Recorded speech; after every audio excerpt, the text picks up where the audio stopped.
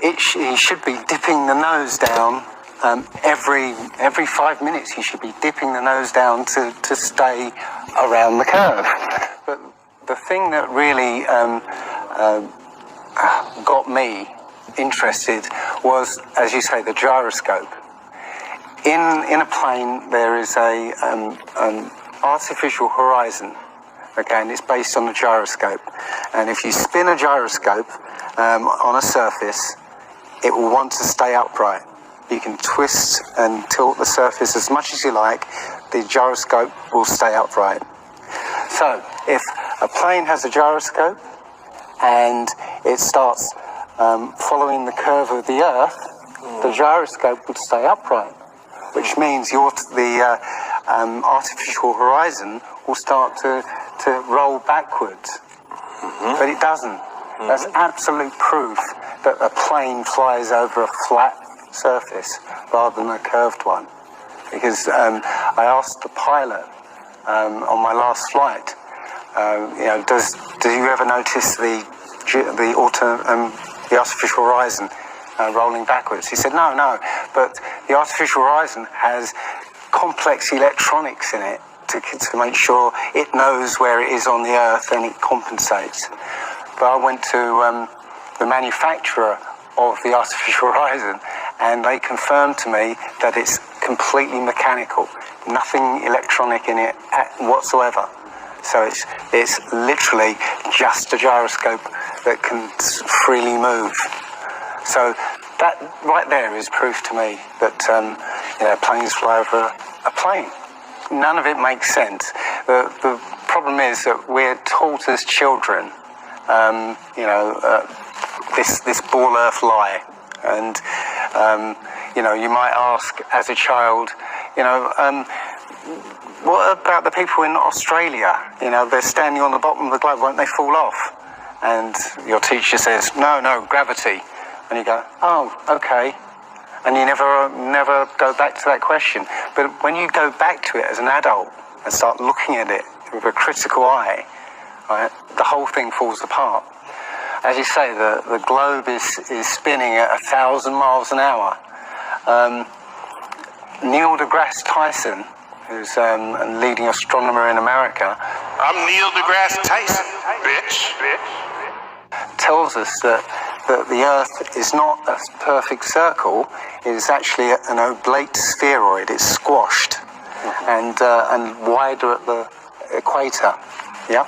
So, Earth, throughout its life, even when it formed, it was spinning, and it got a little wider at the equator than it does at the poles. So it's not actually a sphere.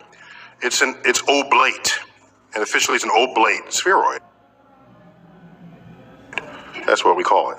But not only that, it's slightly wider below the equator than above the equator. A little chubbier. Yeah. Chubby's a good word. It's like pear-shaped. So my question to him would be, why is there land at the equator? Because water will move more readily than rock. So if the Earth is spinning, the water will be collected at the equator. I mean, if you spin a wet tennis ball, the water shoots off at the equator, essentially. So all the water will be gathered around the equator. So why is there land at the equator? Doesn't make any sense. The other thing that's about the spinning Earth is looking at the stars. Now, directly above the axis of spin is the pole star, Polaris, okay, directly over the North Pole. And we're told that the reason that all the stars spin around the North Star is because the Earth is spinning at 1,000 miles an hour. Okay, seems to make sense, because if you put a long exposure camera pointing at the North Star, you'll see the stars will make perfect circles around, perfect star trails. The only problem is the Earth is also orbiting the sun at 67,000 miles an hour. Okay, the sun is moving, dragging the Earth and all the planets up that way or that way at 600,000 miles an hour. So why do we see perfect circles?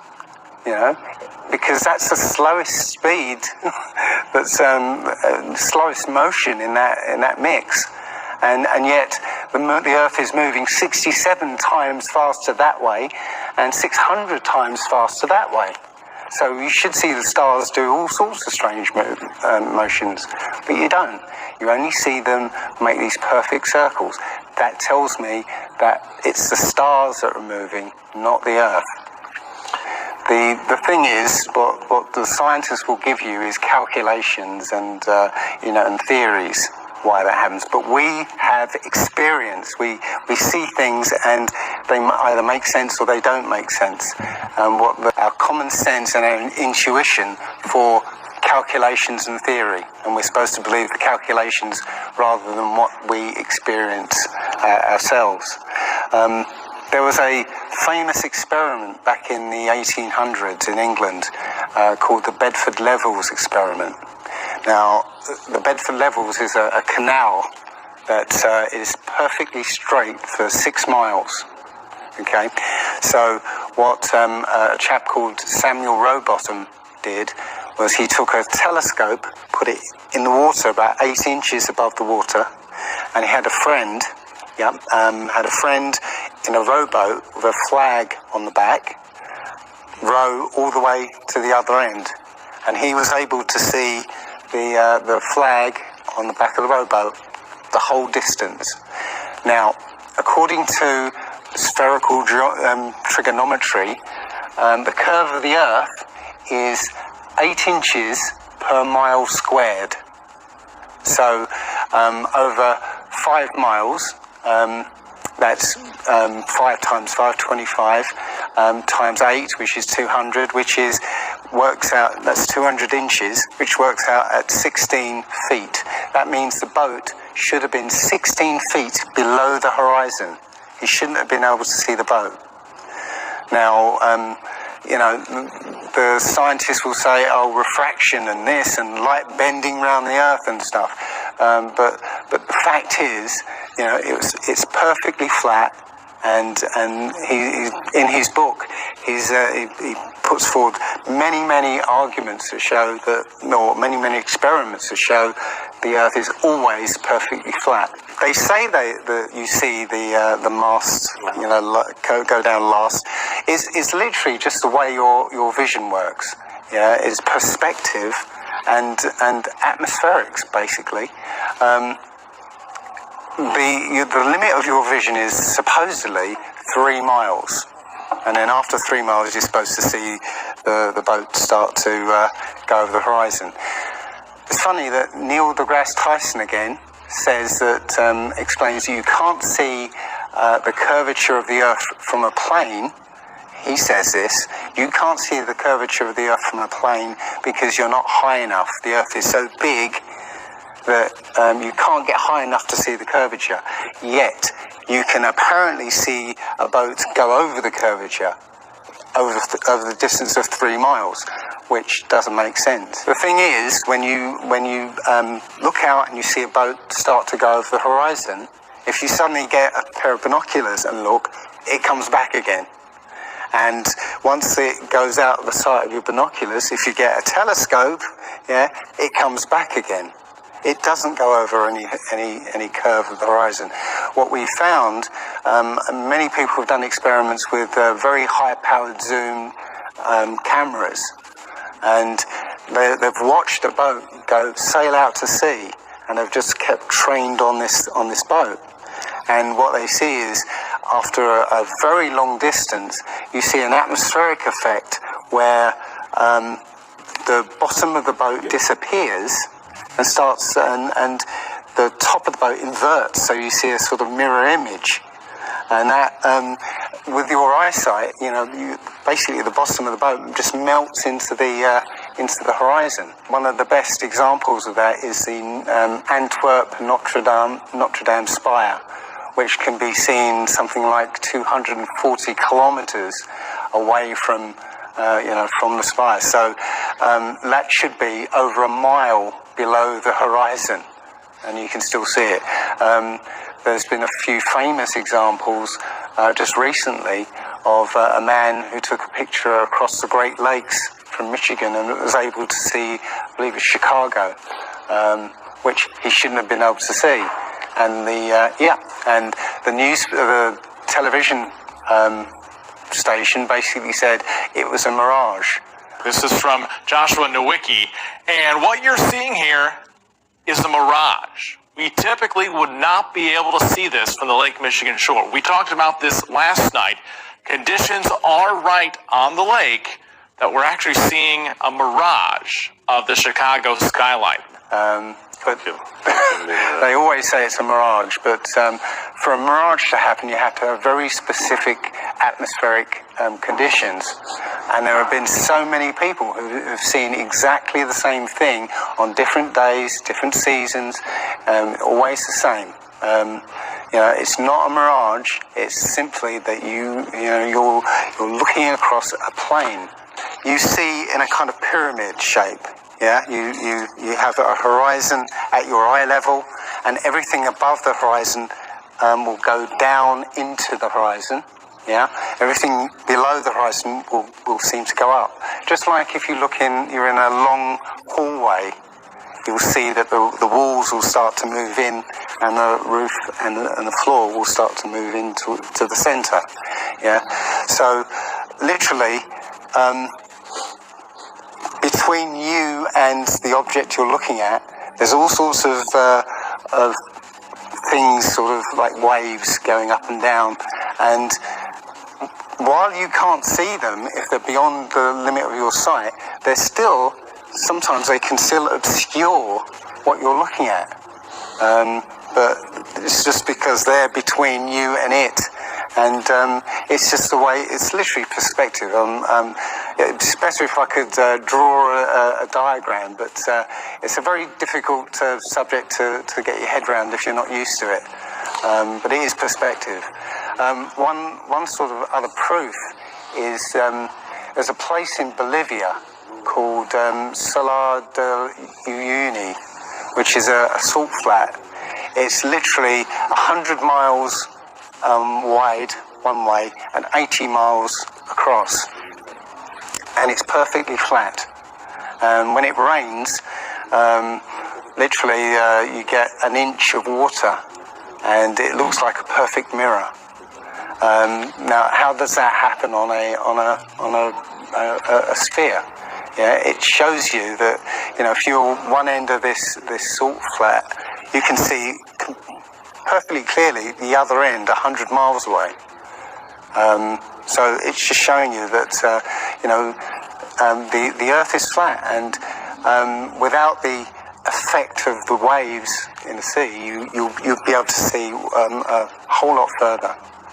If you were to go to NASA and download one of their photos of the Earth in the moon sky and put it in Photoshop, okay, drop the saturation and the levels down, you'll see that the Earth has been pasted in, because you'll see a rectangular box around the Earth. It's all fraud, it's all fake. Pretty much everything NASA puts out is fraudulent. There are no images of Earth from space. The only one that NASA actually claims is a photograph was from 1972, and it's the famous picture. It's got Africa sort of near the top, and it's the same picture they've been using for the last 40 or 50 years in every textbook. Every other image is what they call a composite. It's Photoshop. There was another layer to sort of simulate the atmosphere. And then there's this little bright spot. It's called the specular highlight. So it's the reflection of sunlight off of water. Those are the pieces, but you can't just slap them all together. It just didn't look realistic. It looks kind of flat, or the clouds are sort of too see-through. So I just hit Command Z a lot. There's artistry to creating the world. what I imagine it to be. Unfortunately, I'm not an astronaut. I've never been to space, but I've looked at these images over and over again, trying to sort of get the essence of it. It is photoshopped, but it's has to be. It is photoshopped, but it's has to be. It is photoshopped, but it's has to be. It is photoshopped, but it's has to be. And many of us have been looking at these images of Earth, including the one they called the Big Blue Marble, which was released in 2002, I think. Again, when you zoom into it with Photoshop, you'll see where they've used the clone tool in Photoshop to take a picture of one of the clouds and stamp it in various places around the picture. They got lazy. In another image, they've even photoshopped the word sex in the clouds, which is a subliminal tool they use to get people to sort of relate to something. They literally, you can look at this and you can find it on NASA's website. In a video I'm working on at the moment, I've got a video from what they call the Galileo space probe. As it left Earth, it took a series of shots of Earth, apparently, and you see that over the course of 25 hours, the clouds never move. Okay. Now, I happened to find some pictures of satellite pictures of Earth, and I noticed that in these separately taken satellite shots, the clouds were exactly the same as the ones in this Galileo shot. So it's a cloud map. It would be very simple indeed to just silence everybody, put an end to this topic once and for all, turn Hubble around and show us Earth in real time, zooming in onto a place so that we can see what's happening at that place, and we know that there is something up there looking down on us from space. But they will not do it. They can't do it. It can't. It doesn't exist. It literally doesn't exist. When you go onto the plane tracking software, you'll see hundreds and hundreds of flights over the northern hemisphere, and you can track those flights from beginning to end. When you look at any flight in the southern hemisphere, what you'll find is the flight takes off and disappears off the tracking, usually about an hour after takeoff, and then later on will reappear an hour before landing. Now, there's no explanation for it. I mean, the point is that distances are very different, and distances and flight plans are very different on the flat Earth than they are on the ball. And when you look at flights in the southern hemisphere, they make some really crazy, sort of deviations. So, for instance, if we look on here, let's say a flight from Cape Town over here to Australia, say Sydney in Australia, they will take you to Dubai first, somewhere around here. Yes. Just recently, there was a case of a woman who was pregnant on a flight, and she was her waters broke on the flight, and I think it was from the Philippines to Los Angeles. Mm-hmm. And again, if you look on this map, you're from around here somewhere to here. Okay. Now they were flying across, and literally, her waters broke, and they had to divert. They had to land. So instead of either going back to the Philippines or going on to Los Angeles, they landed in Alaska. Which again, if you look on the flat map, it's again a straight path. Santiago, Chile to Australia, right, will usually stop in Los Angeles. Again, you can see on the flat map that it's, again, a straight path. It all seems to make sense, and if the only thing that would sort of confirm it or disprove it would be GPS, but hey ho, GPS doesn't work in the southern hemisphere. This is an issue because there have been a few people who said they've taken flights that have taken only 14 hours, and they're direct flights from Australia to South America. Now, somebody has actually redrawn the flat map to take into account these the distances. And apparently the distances work out. I haven't seen the map myself, but I should be looking further into it. But yes, up until these people came forward, and again, I haven't seen any real evidence that they have taken these flights. They told me they've taken these flights, but who knows? They can actually advertise a flight that's direct. They can price it out of the range of most people to take, and then if anybody does take it, they could cancel it. I don't think any flights actually fly directly over the North Pole at all. I think they skirt the North Pole, but I don't think they fly directly over the actual pole. So I don't know if it's to do with magnetics. The only thing I do know is that nothing flies over the South Pole, because again, on the flat map, the South Pole, the continent of Antarctica, is the ring around the Earth. So you can't fly over the ring and get anywhere. That's why we're not allowed to go there. I mean, think about it. It's the only treaty that's all these countries have signed and never broken and completely agreed on. It's the only one. And, what treaty is there that everybody's agreed on? We're being kept away from it for a reason. They have some scientific bases there, and literally it's controlled by the military. If you try and go there by yourself, you will be sort of picked up and escorted back. There was a guy called Jarls Anderhoy who tried to take a mission to the Antarctica, and he was picked up and taken back by the military. It's a good reason, because they don't want you finding out what's beyond.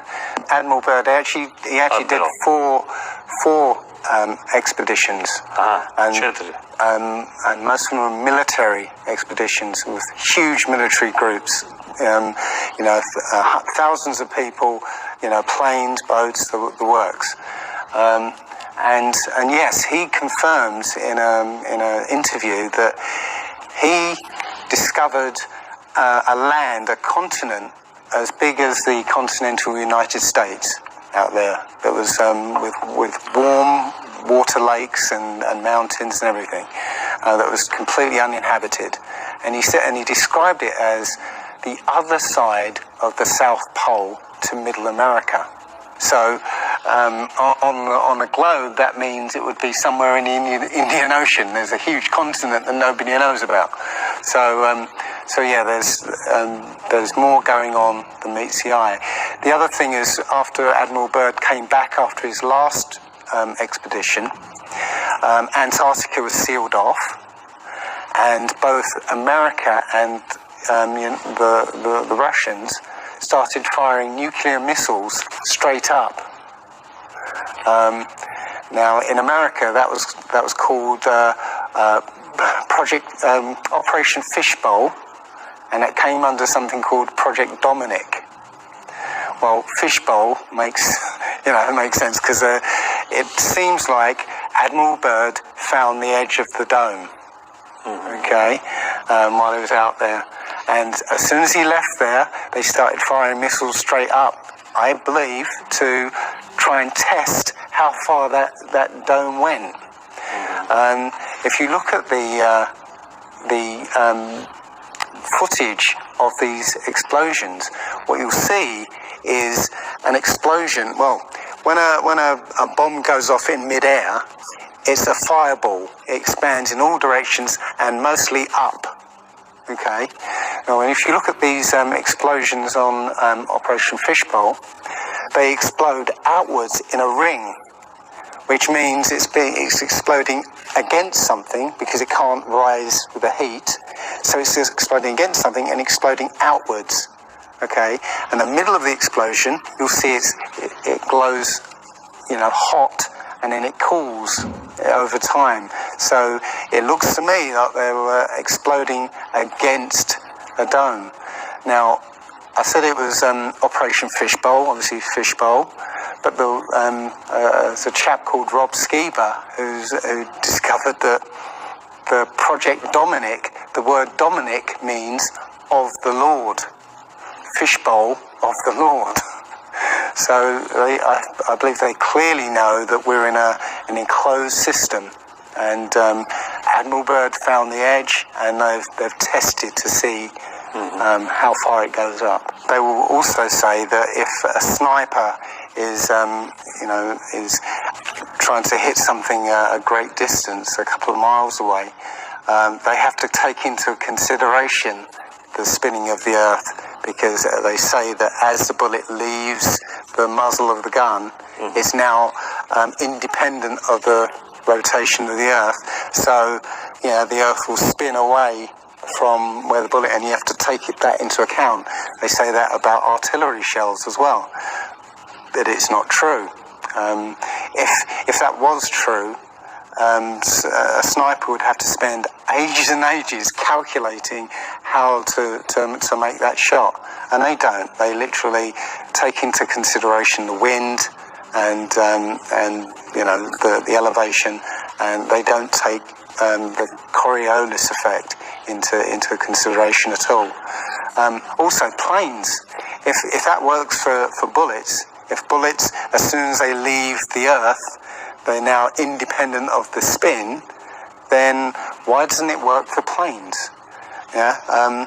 There's a video on YouTube that actually tries to explain that the Coriolis effect works by using the example of a paper plane. You have to throw it. If you throw it north, the Earth will spin and the plane will land sort of east. But if you take the idea of a real plane, a plane would have to aim north to go east in that case.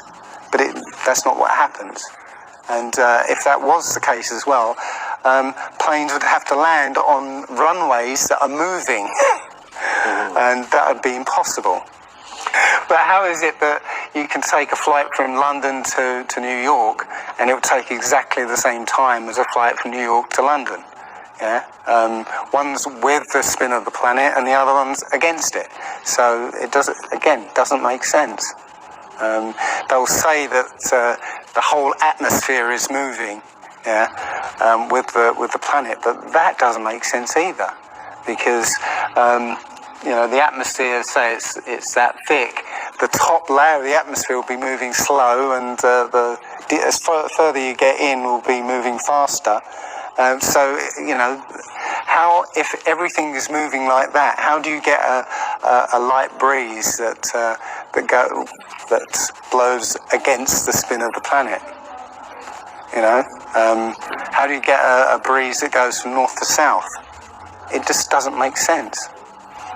And again, science will give you calculations and esoteric ideas, but you can go out and look for yourself, and you'll see what makes sense and what doesn't. The other thing is that we have senses to be able to sense acceleration.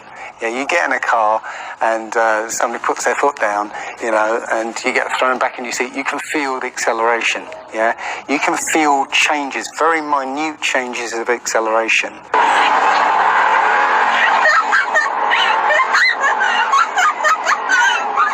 Yeah. So how is it that if you live up here in Macedonia, yeah, which is spinning at maybe 700 miles an hour, yeah, because the speed it's spinning is slower than this speed. So if you took a flight down to Africa, yeah, on the equator, why don't you feel the change in acceleration? Yeah, so why don't you feel the change in acceleration? You know, you have these senses that will register the slightest change.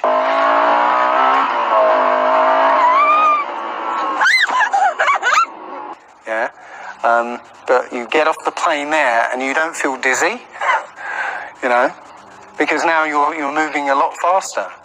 So, no, it doesn't make sense.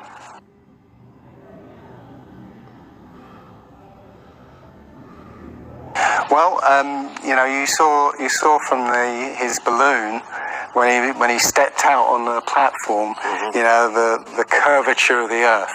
Yeah, it looked very obvious. Oh, everybody pointed it and said, "Oh, look, there's the curvature." But when you actually looked at the ground, when you looked at the Earth, well, it was New Mexico. That's where he jumped. The whole Earth that you saw there was New Mexico. So if that was the curvature, the Earth must be very, very small indeed, and New Mexico must take up a huge part of it. Yeah, it was a fisheye lens to curve that, to make that curve. And when he jumped, it took, I think it took him like 2 hours to get to that height. Yeah, he went straight up. In that 2 hours, the Earth should have rotated away quite a distance. But I think he only landed something like 70 kilometers away from where he sort of went up in the first place, and that can be you know, attributed to the wind. You know, so no, I mean that there's no proof whatsoever. There is so much to this. As I said, if you start looking and asking questions about the very basic things, you'll find that the answers you were given as a child just do not make sense.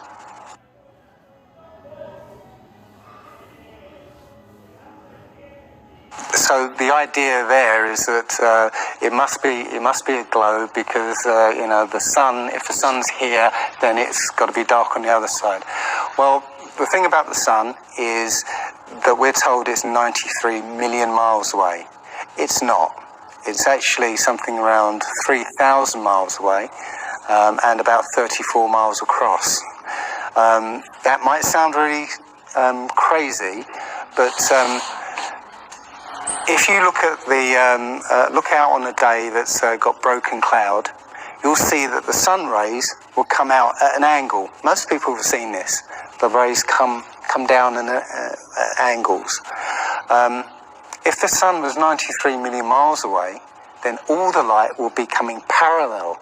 So if you imagine, there's no way to show 93 million miles, but something way over there, all the light that reaches this globe will be parallel. There's no way that light can come that far and spread out like that. Now, if you follow those light rays, you'll see exactly where the sun is. And as I said, it works out to be about 3,100 miles.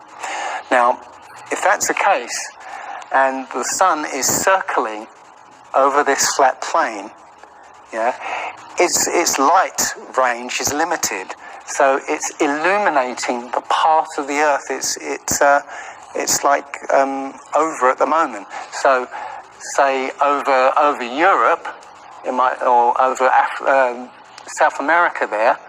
It's over there. Well, Australia's going to be in the dark because the sun isn't going to throw enough light to illuminate Australia. Yeah.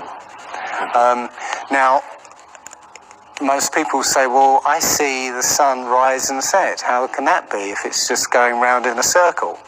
Well, that's perspective again. If you actually see video of the sun coming up and going down, many times you'll see that the sun starts off as it's coming up very, very tiny, and it gets bigger as it gets closer to midday and then gets smaller again.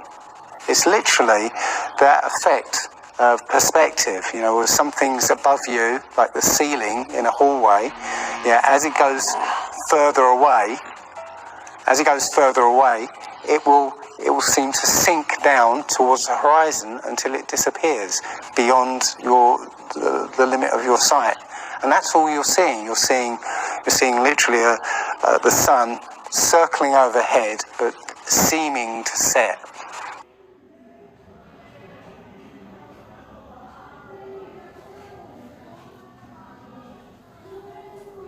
There was a team in California that launched a rocket 75 miles up. And you can find this video on YouTube. It's difficult to watch because the cameras, there were 7 cameras on this rocket, and it was spinning as it went up, so it's very, let's say, difficult to watch. But this chap, Refi, studied this video meticulously, looking for some kind of mistake or some kind of evidence, and he realized that he could see the moon. So he went online to a website called timeanddate.com, where it will show you graphically where the moon and sun is at any time on any day. And he did a bit of detective work to find out exactly when the rocket was fired, and found that the moon should have been on the other side of the planet, over Australia. Now, the rocket was 75 miles up and it could see the moon, but anybody down the ground wouldn't be able to see it. But the point is that if the moon was over Australia, on the other side of it would be on the other side of the planet, which is, okay, there. So down there on the other side of the planet, and the rocket went up here. So there's no way that rocket should have been able to see the moon on the other side of the planet.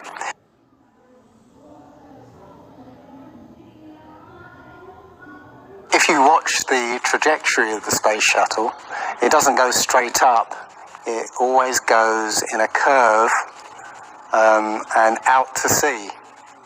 The point is that they actually go horizontal. The space shuttle goes horizontal. It never goes any further up. It goes horizontal, very, very low down in the atmosphere, because it drops its external tank while it's still in the atmosphere. So, you know, it's still in the atmosphere while it's horizontal, so it never gets any higher, and it goes out of sight, not because it goes too high, because it goes too far downrange. And it seems that nobody's ever on the space shuttle, and the proof of that is the Challenger disaster. In I believe it's 1986, the Challenger exploded just after takeoff and killed 7 astronauts. But it turns out that 6 of the astronauts are still alive, and most of them are using their original names. And you can find pictures of them. They're using the same names, and they're doing ordinary jobs now. Teachers, lecturers, lawyers, whatever, but they're still alive. I think it's a mock-up. I think it's an empty shell, and literally just dishes in the sea, out of sight. And they have a plane that's mocked up to look like a space shuttle, and you can see whenever the space shuttle lands, you can hear it. It's a loud jet engine. You watch any video of the space shuttle landing, you can tell it's a jet engine. It's a jet-powered aircraft. That's it. It's not a glider. In my video, I show you a glider, how that seems, and then I show you the space shuttle, and yeah, it's not a glider. It's an aircraft. And that's what they're fooling us, taking billions of dollars in and giving us images and fake planes for that 10 billion, however many billions of dollars it is. That you've got the external tank and the space shuttle. It's like horizontal at this point, and then they drop the tank. Okay, now the space shuttle isn't powered at this point because the tank has all the fuel. Yes. Okay, so when the engine stops, the tank is dropped. Basically, the space shuttle and tank should follow the same path because neither of them are powered. They should both fall in the same way.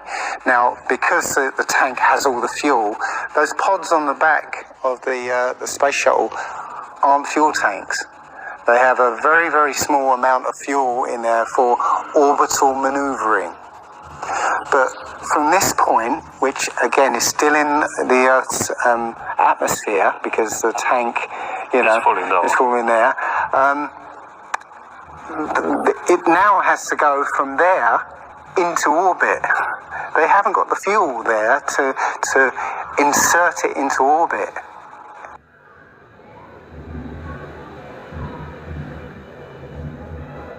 Disney and NASA have worked very closely together. Disney worked with NASA on the Moon project.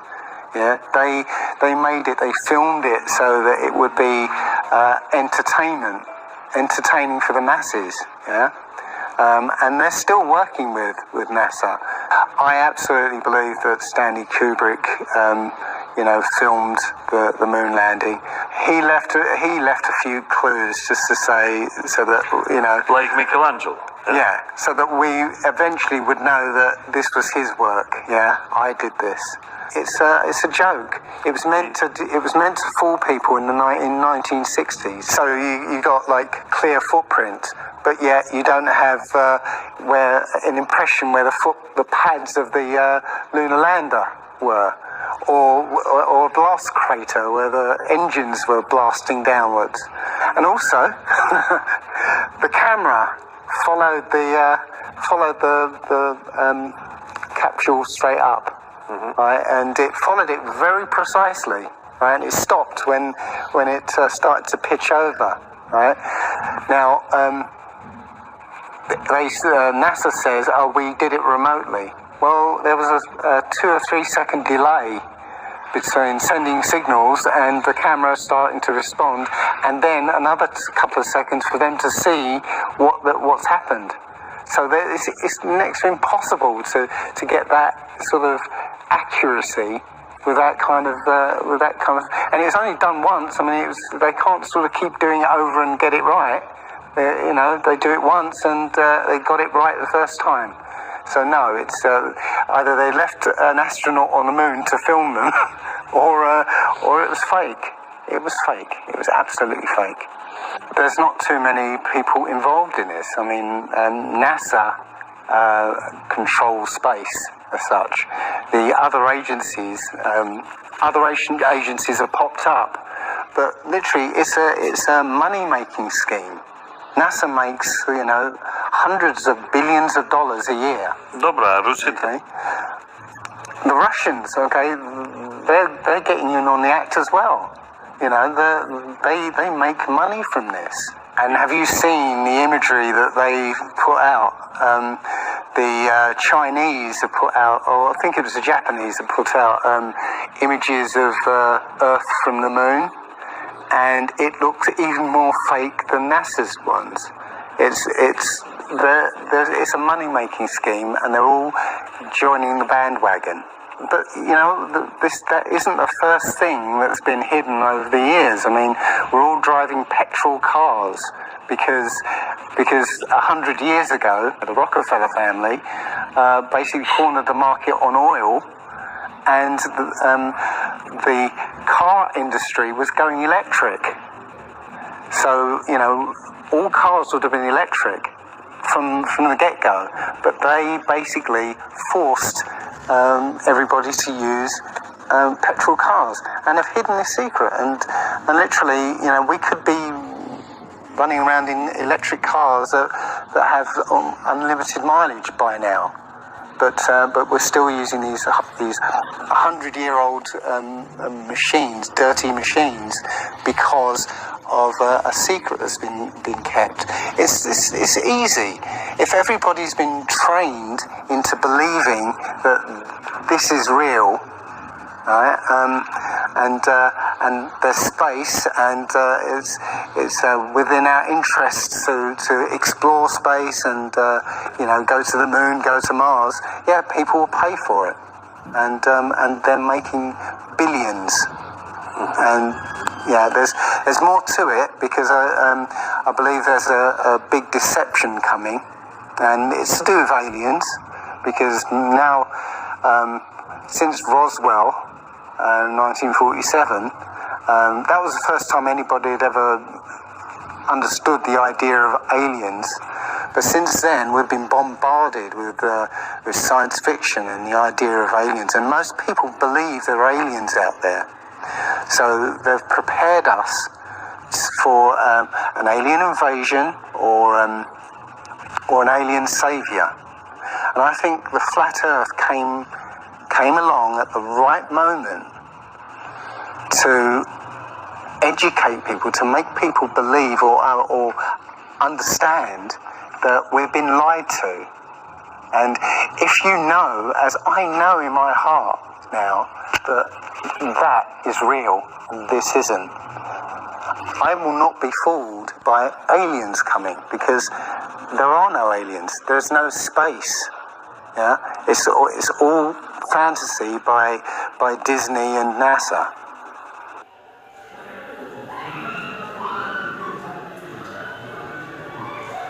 Well, the Bible has a very, very clear view of what this place is, and it matches that place more than it matches this.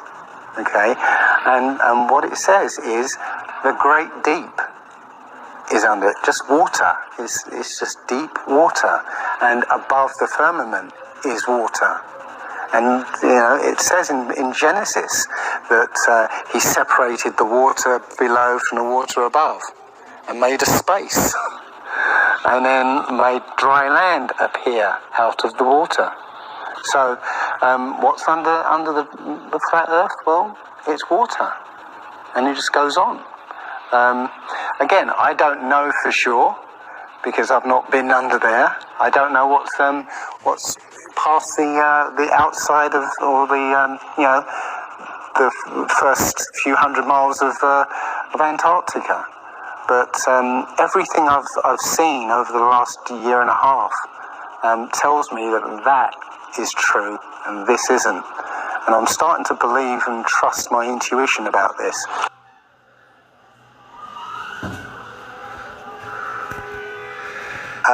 Nobody has actually really gone all the way across Antarctica. Yeah.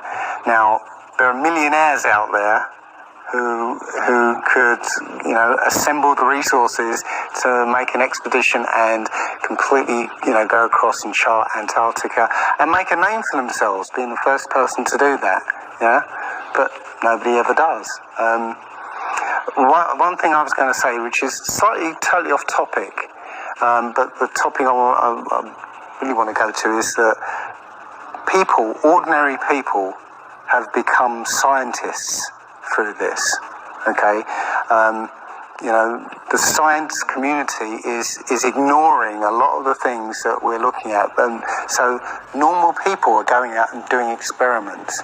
And one of the experiments has turned up an amazing fact that we've not been told, and it destroys the whole idea of this heliocentric system, and that is the moon.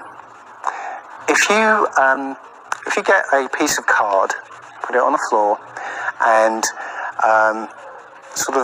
you put another piece of card to act as a barrier for the moonlight. So you have the moon above, card on the floor, and a piece of card in front to shield half of the card. Yeah. Now a lot of people have these laser thermometers. Now you can actually measure the temperature of the moonlight next to the temperature of the shade of the moonlight, and you'll find the moonlight is colder than the shade, the opposite from the sun. So the moon is throwing out its own light, and that light is the opposite from the sun. Now, that tells you that it's not reflecting the sun's light. It's producing its own, and its light is different from the sun's. So, the scientific community have not told us this. Yeah, because they won't tell us this because it destroys this idea that the sun is lighting up the moon.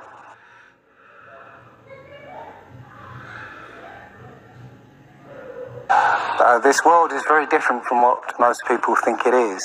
There are very powerful people who essentially rule this world right now.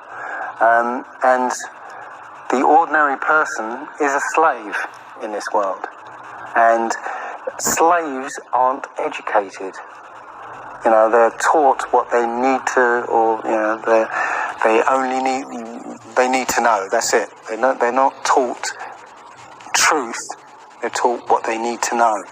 And so you're taught enough so that you can, do the paperwork and operate the machinery, but you're not meant to know what's really going on, because that's the power they have over us. They know what's going on, how this world works. We don't, so they can control us. One of the things about slavery is the slaves weren't freed. They were never freed.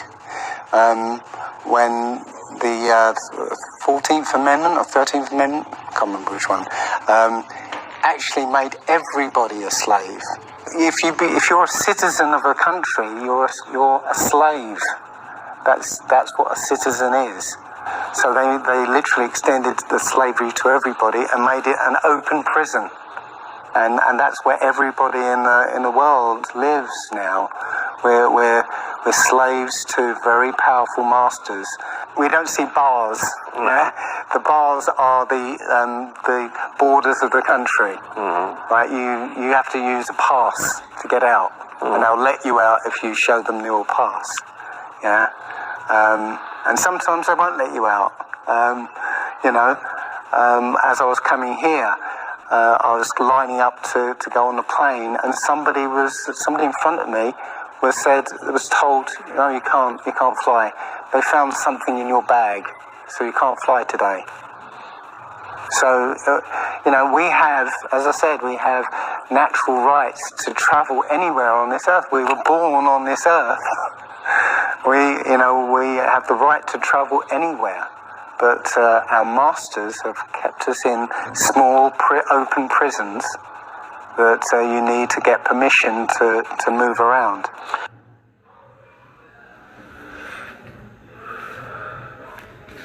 This idea that, billions of years ago, nothing exploded and then everything came out of that nothingness. Ridiculous. But they try to make you believe that the idea that a supreme being, a creator, created this is ridiculous compared to that idea. I mean, if you look at it objectively, I would lean towards a creator because, there's so much that points to, the fingerprint of a creator. But it's no less ridiculous than nothing exploding and becoming something. In my opinion, the Big Bang theory and the theory of evolution and the ball Earth theory are all interlinked, and they're all there to make us feel as though we're insignificant. We're small, tiny, miniature, unimportant pieces of slime crawling around on a speck of dust in an infinite universe. If that's true, and there's no purpose, there's no meaning to anything, then our owners can do whatever they want with us. then, this is all accidental. So food can be genetically modified because it's imperfect. We can be modified because we're imperfect. If we realize that this is the universe, and Complete universe. yes, this system is everything. Is everything. Everything that NASA has put out is CGI, is fake. Okay, people say, I think you mentioned it. If you look out into the universe, you see that the moon is round, spherical, and the planets are spherical, and so why are we flat? Well, how do you know that the planets and the stars are spherical? All you get is, if you look for a telescope, you see a flat disc. If you think you see a spherical shape there, well, it needs two eyes to resolve 3D. If you're looking for a telescope, you can't see anything in 3D. It's going to be flat anyway. So all you see is a flat blob of light. It's only NASA that's given you these beautiful pictures of so-called planets and stars. Yeah. So it's a fallacy to say, well, everything else out there is spherical, so we must be. How this is special. So why? It's like saying a basketball is round, so why isn't the court round? It's a fallacy. So this idea of a ball Earth, theory of evolution, the Big Bang, is all about making us feel nothing so that we can be used. If everybody realized how special we all are, how unique every single life is, then this whole world would change overnight. We wouldn't allow ourselves to be used by this cabal. We wouldn't allow this planet to be destroyed, because they're destroying, because, it's just an accidental planet, one of millions. We've found other Earths, eventually if this one gets too messed up, we'll go to another one. No, this is it. So if we all realise that, then we wouldn't allow all these things that are going on. It's all about control. There are a small group of people who want to control the world. And because there's so many of us out there, they can't control us directly. They can't, this small group of people can't, come round to all of us and control us directly. So they must use our own minds, our own hearts and minds against ourselves. And this is what they've done. They've educated us into this world, into this globe spinning, heliocentric Big Bang evolution world, which makes us nothing.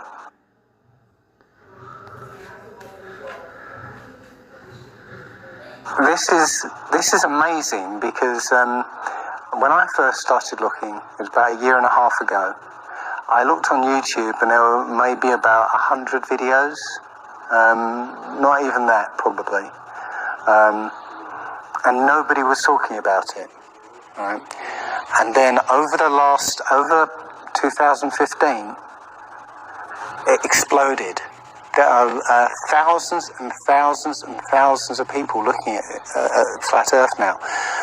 And what happens is that you'll watch something or read something, and something will strike a chord in your mind, and you'll think, yeah, I've always wondered that. And what will happen is you will start feverishly researching. I mean, what happened to me was, as soon as I got that, I spent every waking hour looking for things and testing things, and this seems to be replicated with thousands of people around the world who suddenly come into this.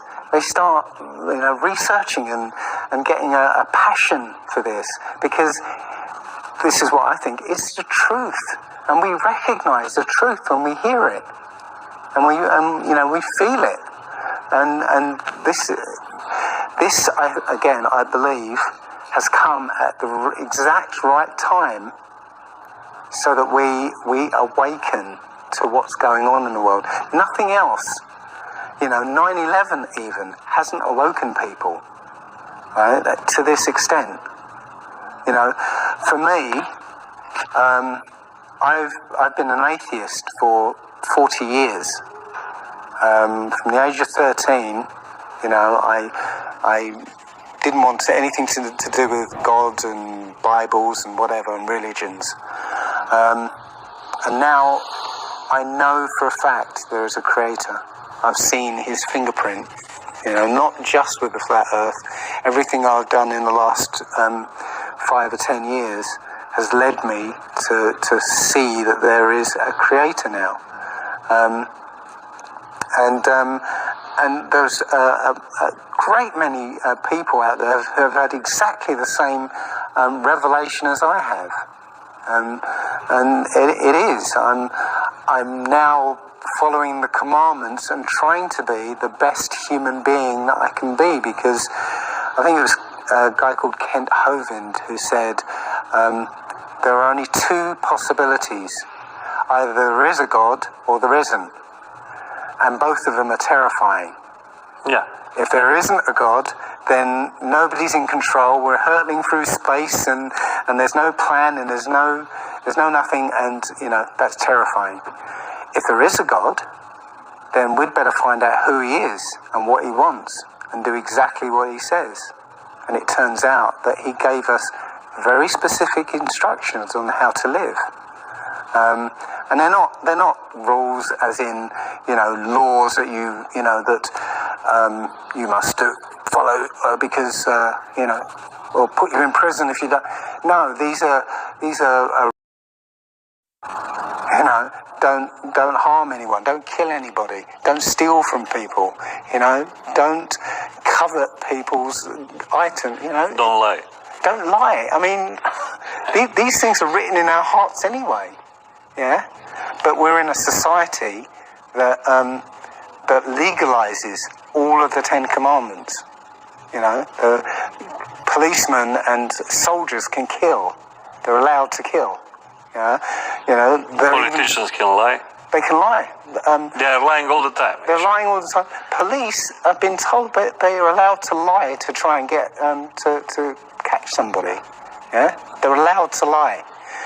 Everything in the 10 Commandments is legalized in this society. That tells you who runs this society. Yeah. So yeah, this is a profound movement. I don't like using the word movement, but it's a profound shift in consciousness for people, because unlike any other topic that's come out in the last few years, this one has made people realize that they've been lied.